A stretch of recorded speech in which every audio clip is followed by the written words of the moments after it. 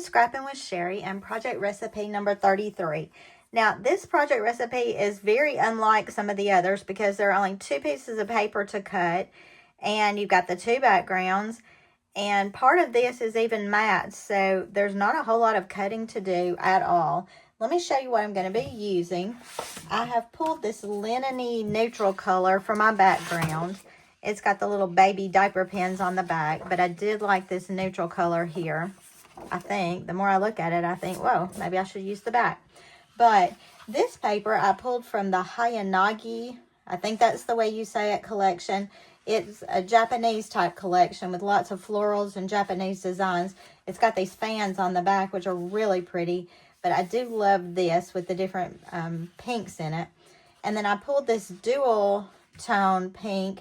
That was one of our paper buffets. It's got kind of this salmon-y pink on one side and then a hotter pink on the other. And I'm going to be going with this salmon-y side. That's my plan, unless I decide last minute to use the back side of this, but we'll see.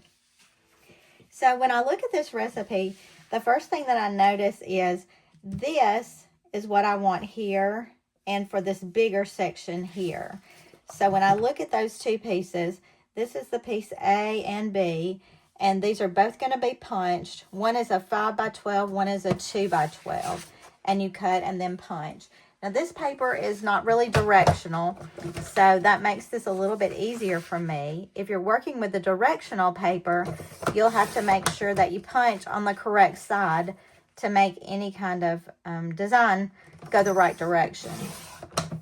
So I've got my 5 by 12 and my 2 by 12, and I'm still debating this.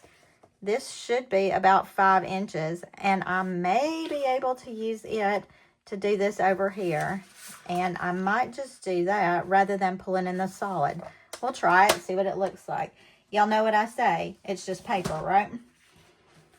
So this pattern is going to be this piece here. So I need to make my punch on this side of it.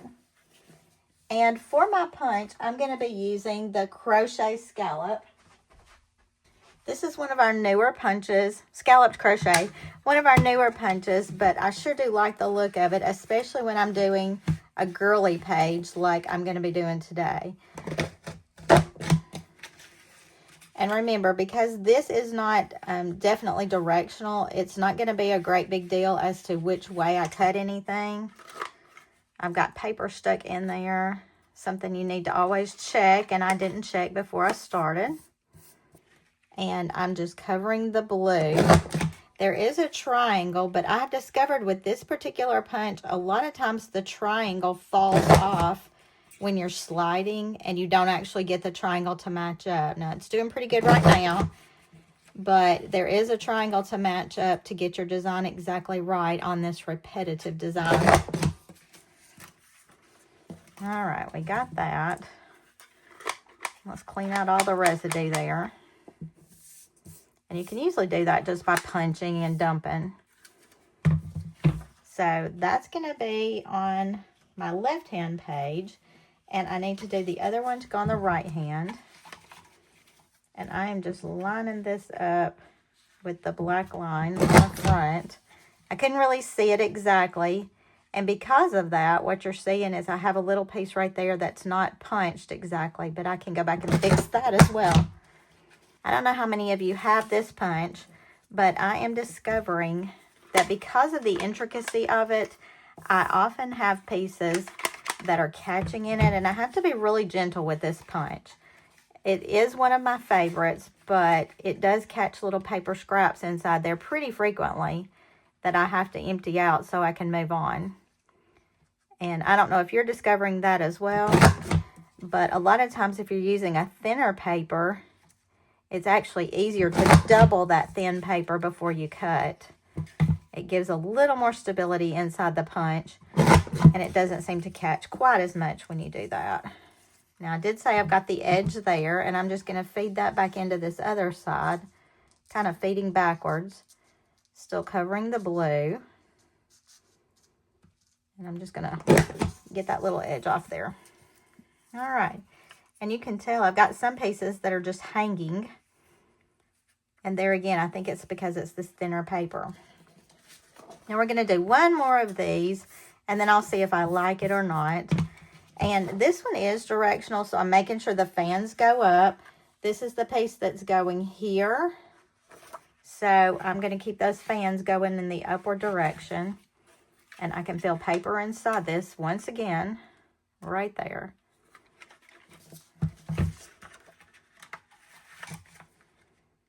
So let's try it and see if we like it. If we don't, I'm sure I'll have another layout I can use it on later.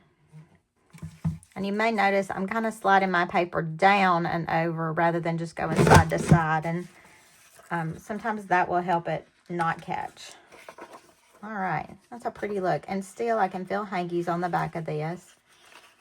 And I can just pull those off pretty quickly, I think. Obviously, one place on that needs to be sharpened a little bit, so I need to feed some aluminum foil through that and get that sharpened up so it works better. All right, so that took a little longer than intended, but now we're ready to put the pages together. And that part is not going to take very long. So back to the linen backgrounds. And then for our pinks, I'm going to use this one on this side, and it goes just by itself. There's nothing extra with it, and you can tell that this design is not showing up near as well as I would have hoped. This here, and that does show up really pretty, doesn't it? And then there, that one shows going on top of that, but you know what, people? I don't love it. I just don't love it. And my problem is this is going to make my fans go downward. I don't think that's going to be a big hairy deal because I'm going to cover a lot of that with photos anyway. So I think rather than doubling up this design like they showed, I'm going to leave this as is. I could add an extra piece right there if I choose to, but let's try it out and see what we got. Right now, I'm just going to lay it out.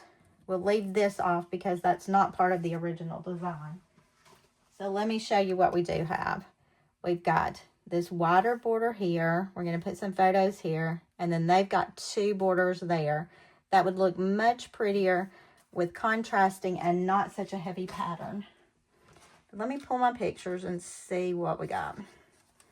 So these pictures are from a baby shower that we had for my youngest daughter-in-law.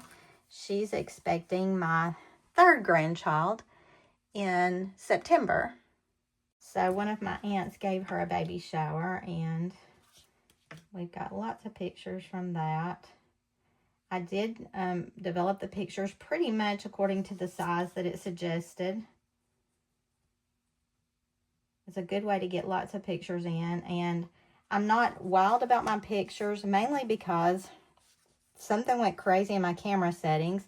It made them really bright, which was okay, but then when I tried to tone it down just a little bit, it ended up making some weird shadows and stuff. So they're not some of my best photos, but they're what I have. And fortunately, there were other people there taking pictures as well, so I did get some others that are a better color. And I've just kind of mixed and matched. Now, I've talked to you before about doing filler pictures, and this one was a filler picture. The flowers were just beautiful. My aunt had flowers all over the house, and they turned out really pretty. So I did do a filler picture, and I was pleased that I did. This, I'm going to overlap just the edge of that. But you can see, I've got to trim that off a little bit. But you can see that because of the way I developed my photos, I was able to get lots more photos on this page than it called for. So that makes me really happy. This event had tons of pictures. And if we look at this, we have 3 photos down the side. We have 2 in the middle. I've added an extra. They've got 2 horizontals here, and that's it. I was able to put 2 verticals together to make that, and then 2 longer horizontals, and all I covered was this space here. They've done their journaling and some embellishing here, but let me just stick these pictures down, and then we'll talk about what else we might want to add to this. Now, what do you think of the colors? I think it's pretty, If I had it to do over again, I would probably do it with the pink showing on this side. And in fact, I may have an extra piece of that. So I may just go ahead and cut it so that the fans go up on both sides. But I think it's pretty without that extra. Let me recut this, stick these pictures down, and then we'll finish our decorating. So you can see I went back and I cut this to make the fans all go up. And that's okay. I had another piece of the paper. But if you had done this just straight, one piece of paper and two backgrounds would have covered this completely. It would have taken care of the whole recipe and you wouldn't have to have anything else. Now let me show you some of the embellishments I pulled. I did pull a little pink blingy because I just don't have many embellishments that cover this particular thing. I found this little thing. It was from a very, very old embellishment collection. I don't even remember what it was called, and I don't have the packaging, but it's a little tab that you can put together, and then it's got the flower that goes on it, and you know I'm going to foam square that. But I thought that was pretty. It adds a little softness to it, but a little bit of shine as well. Now, I do think that I want this to go over here. And so I'm not centering that exactly because I'm going to tape that down and cut it off. I found this Happy Days, which works because we're getting ready for this baby girl. So that's exciting. I do want to leave extra space here, mainly because I have the invitation to the party.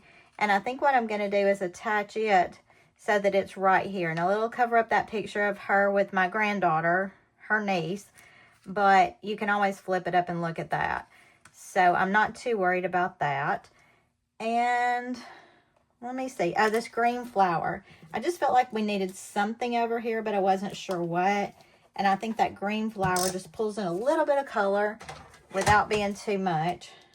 So I'm going to stick that down. I'm going to put one of these pearly things in the middle just to kind of make it look prettier.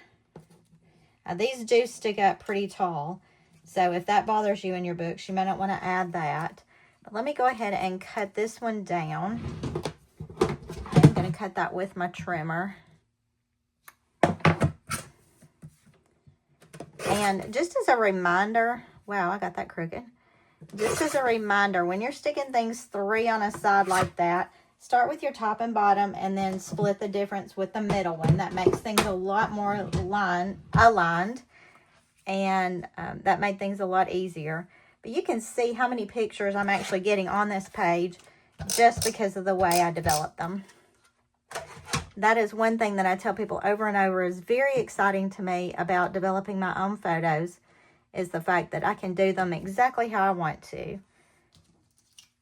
And let's see. Let's stick this down with our repo tape.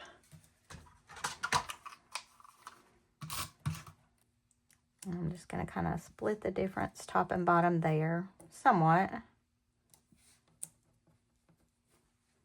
I've got that on. I will add this before I stick it onto my page. And then let me just put a little bitty blingy, maybe right on the end of that Y. And then one right over there. Just gives me a little something. Now, as far as journaling on this, there's not a whole lot to say. You know, at a baby shower, there's lots of talk, lots of laughter, lots of fun. But probably I won't journal in this particularly. I've got the date, I've got the place. All the people are related who came. So I think that part will not have to happen. I won't have to journal on this. So I would say at this point, project recipe number 33 is complete using the Hanayagi Japanese paper, the backgrounds from the Lullaby Lane, and a few embellishments that I had randomly. And until I see you next time, happy scrapping.